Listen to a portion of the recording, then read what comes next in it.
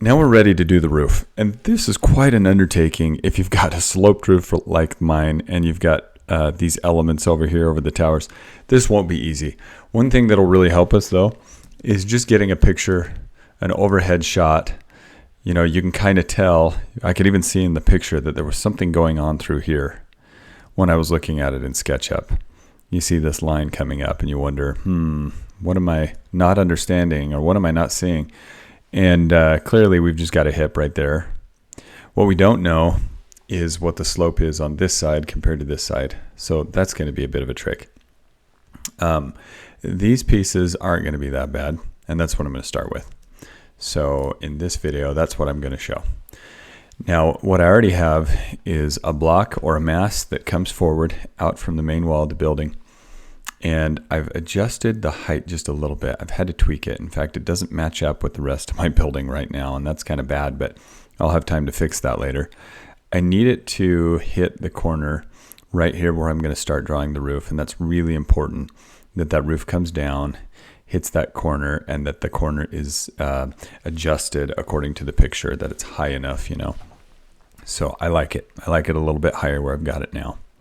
Okay, for the rest of this, one little trick that I'm going to show you is that I like to draw a rectangle on the surface where I'm going to be creating this roof. Okay, I'm going to make this just a little bit bigger. By the way, I used my arrow keys to get it along the proper axis. For me, it happened to be green left arrow key.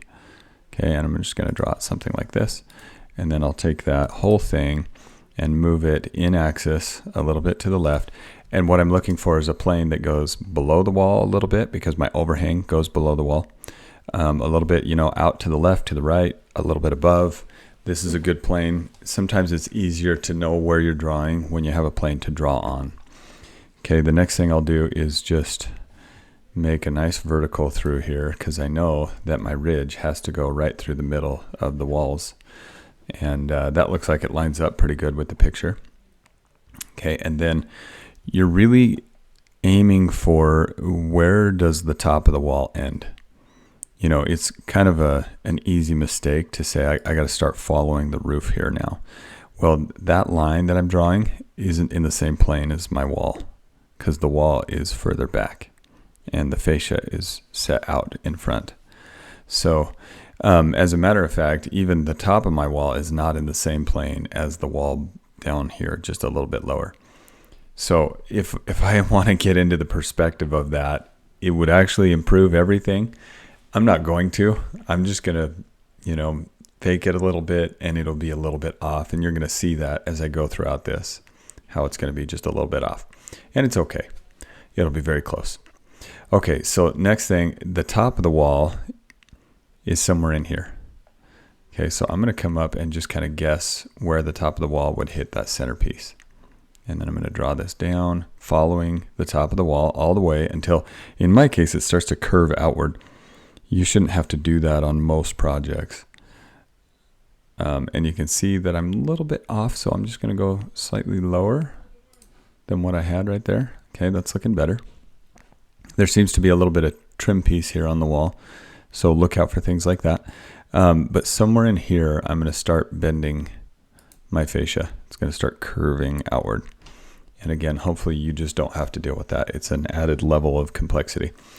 Okay, if you are going to do something like that, you might want to switch from a 2-point to a 3-point arc, because this lets me click once, click twice, and then I can click a third time just to end the whole thing. So I can make sure it goes right through that corner. Okay, and I'm not trying to match the front because that fascia is not flush with the wall. I'm somewhere in here. So I'll just click like that. And I like it. Okay, if I didn't and I wanted it to be more of a smooth transition so I don't get a little point right there, I could keep working on it, but I think this will be fine. And then I'm going to take what I've done here and I'm going to mirror it or flip it around. We'll use the flip tool. Make sure I push Control so it copies. Hit the red axis, pull that over to the center, and now we've got that going on both sides.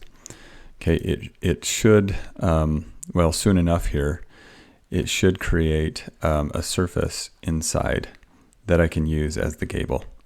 It's not there yet because I actually haven't drawn any lines across the bottom yet. Okay, let's go back in. We'll take this now, select all the lines that are present on the surface except for that vertical, and I'm going to offset those. So F for offset, and I'm going to pull this out, and I'll just type in the number 12 because I think it's about 12 inches. Okay, and once again, you would easily make the mistake of saying, no, it's got to go out further. It's got to line up. No, it doesn't, because again, we have a different plane that we're working in. Okay, and now I'm just going to enclose this whole thing. So it'll look something like that. And I'd also like to get a surface, like I said, underneath that fascia. So what I'm going to try to do is just draw. And this usually happens. This is kind of a pain, but you can tell I didn't get a shape inside here. It didn't enclose. And I don't know what you have to do to make it work, but I'll start by just kind of deleting out some of the stuff that I know I don't need. And what I mean by I don't know what you have to do to make it work, like it never works for me on the first time, on the first try. And I think it helps if you delete the rest of that surface. But let's just see what happens now. See, and now it works. If that other surface is there, it won't. Take it away, it will. Go figure. Okay, make sure as you're deleting, you're using the eraser tool. That is sometimes the best way to do it. If it's not the best way, then sure, use the space bar, select a specific line, and then you won't accidentally, what I'm trying to avoid is deleting out things that I didn't intend to delete. That can happen. You know, sometimes use the eraser tool right here, for example, everything's gone. So in that case, you would want to make sure you got the line and only the line. Okay, next step, take the gable, that gable wall, and I'm just going to move this back, and I'm copying it back because I don't want everything that's included there. So I'm just going to copy that back. How about I type in 20 feet, and then I can move it back in place later at the same increment. Okay, I'm going to right click and make that group, and that's why I had to separate that. This face right now, if I make it a group, it's going to be too attached to some of this other stuff. Okay, and I actually don't need any of that now, so I'm going to delete that out. I'm going to erase that line. I'm going to triple click this, right click, and make that a group. And now I've got two separate pieces. Perfect. Let's pull this back into place, and that's going to go 20 feet.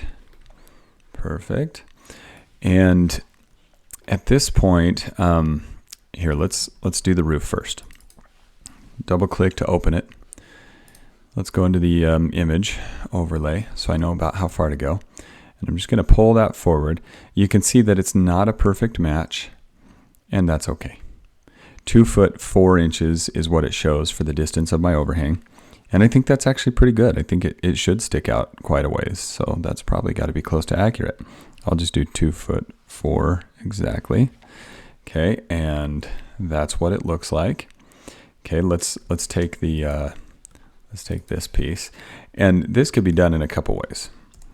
One, you could just make it a wall, and you'd pull it back however far. You could make it an entire shape, which is what I'm going to do for now, anyways. I don't know if that's the right thing to do, but we'll find out later on when we start learning how to put this into the 3D printer. It'll tell us if our shapes are going to work. And I think it's a big shape that should be okay. That just means I'm going to get infill. There will be filament, the plastic, inside here, which kind of strengthens the whole thing. You know, if it's just a wall, then I've got infill out here on the front, and that's it. So I think I like this idea. We'll do it like that for now.